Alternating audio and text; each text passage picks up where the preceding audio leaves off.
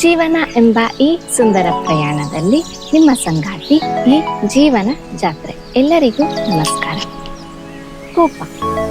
ನಿನ್ನ ಕೋಪಕ್ಕಾಗಿ ನಿನಗೆ ಶಿಕ್ಷೆ ಆಗುವುದಿಲ್ಲ, ನಿನ್ನ ಕೋಪವೇ ನಿನ್ನನ್ನು ಶಿಕ್ಷಿಸುತ್ತದೆ. ಕೋಪವು ಬಲವಾದ ಭಾವನೆ, ಆದರೆ ಅದು ಮೌನದಲ್ಲಿ ಕದಿಯುವ ಕಳ್ಳವೂ ಹೌದು. ಅದು ನಮ್ಮ ಸ್ಪಷ್ಟತೆ, ಶಾಂತಿ, ಕರುಣೆ ಹಾಗೂ ಕೆಲವೊಮ್ಮೆ ನಮ್ಮ ಸಂಬಂಧಗಳನ್ನು ಹಾಳು ಮಾಡುತ್ತದೆ. ಕೋಪವು ನೋವು, ಬೇಸರ ಅಥವಾ ನಿರಾಶೆಯಿಂದ ನಮ್ಮೊಳಗೆ ಒಂದು ಕಿಡಿಯಾಗಿ ಹುಟ್ಟುತ್ತದೆ.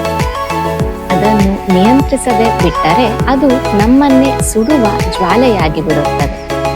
ಒಂದು ಕ್ಷಣದ ಕೋಪವೇ ಯಾರನ್ನಾದರೂ ಅರ್ಥವಿಲ್ಲದ ಮಾತುಗಳನ್ನು ಕೇಳಿಸುವಂತೆ ಮಾಡಬಹುದು, ಪ್ರೀತಿಸುವವರನ್ನ ನೋಯಿಸಬಹುದು ಹಾಗೂ ವರ್ಷಗಳ ಕಾಲ ಗುಣವಾಗದ ಗಾಯಗಳನ್ನು ಸೃಷ್ಟಿಸಬಹುದು.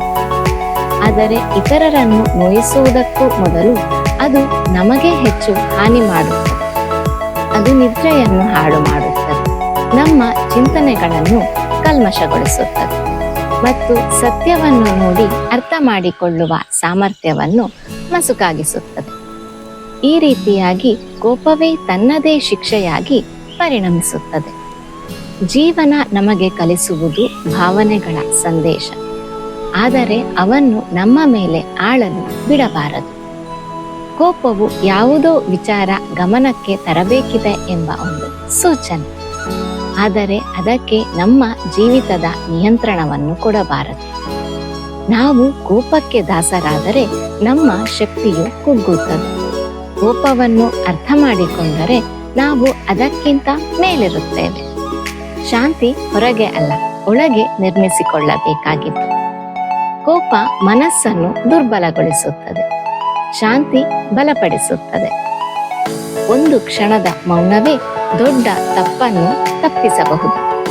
ಜನರು ಹೆಚ್ಚಿನದಾಗಿ ತಮ್ಮದೇ ನೋವಿನಿಂದ ನಡೆದುಕೊಳ್ಳುತ್ತಾರೆ. ಇದನ್ನು ತಿಳಿದಾಗ ಕರುಣೆ ಹೆಚ್ಚುತ್ತದೆ, ಕೋಪ ಕಡಿಮೆಯಾಗುತ್ತದೆ. ಕ್ಷಮೆ ಎಂದರೆ ತಪ್ಪನ್ನು ಒಪ್ಪಿಕೊಳ್ಳುವುದು ಅಲ್ಲ, ಮನದ ನೋವನ್ನು ಬಿಡಿಸುವುದು. ಪ್ರತಿ ಘಟನೆಗೂ ಪ್ರತಿಕ್ರಿಯಿಸಬೇಕಾಗಿಲ್ಲ, ಯಾವಾಗಲೂ ಮೌನವಾಗಿ ದೂರ ಹೋಗುವುದೇ ದೊಡ್ಡ ಬಲ. ಅದು ಎಲ್ಲಿ ಗುಣವಾಗಬೇಕಿದೆ ಮತ್ತೆ ಎಲ್ಲಿ ಗಡಿ ಹಾಕಬೇಕು ಎಂದು ತೋರಿಸುತ್ತದೆ. ಸಹನೆ ದುರ್ಬಲತೆ ಅಲ್ಲ, ಅದು ಜ್ಞಾನ. ಜೀವನ ತುಂಬಾ ಅಮೂಲ್ಯವಾದದ್ದು. ಸಣ್ಣ ಕೋಪದ ಕ್ಷಣಗಳಿಗಾಗಿ ನಿಮ್ಮ ಸಂತೋಷವನ್ನು ಕಳೆದುಕೊಳ್ಳಬೇಡಿ. ಶಾಂತಿ ತುಂಬಾ ಅಮೂಲ್ಯ, ಅದಕ್ಕೆ ಕಾಯಿರಿ. ಅರಿವಿನಿಂದ ಪ್ರತಿಕ್ರಿಯಿಸಿದರೆ ಕೋಪವು ಜ್ಞಾನವಾಗುತ್ತದೆ. ಮುಚ್ಚಿದ ಹೃದಯ ನೋವು ಸಂಗ್ರಹಿಸುತ್ತದೆ, ತೆರೆದ ಹೃದಯ ಕಲಿಸುತ್ತದೆ, ಗುಣವಾಗುತ್ತದೆ, ಬೆಳೆಯುತ್ತದೆ. ಧನ್ಯವಾದಗಳು. ಸಬ್ಸ್ಕ್ರೈಬ್ ಮಾಡಿ. ಇದು ಕೇವಲ ಚಾನಲ್ ಅಲ್ಲ, ಇದು ನಿಮ್ಮ ಜೀವನ ಜಾತ್ರೆ. ಸರ್ವೇ ಜನ ಸುಖಿನೋ ಭವಂತು.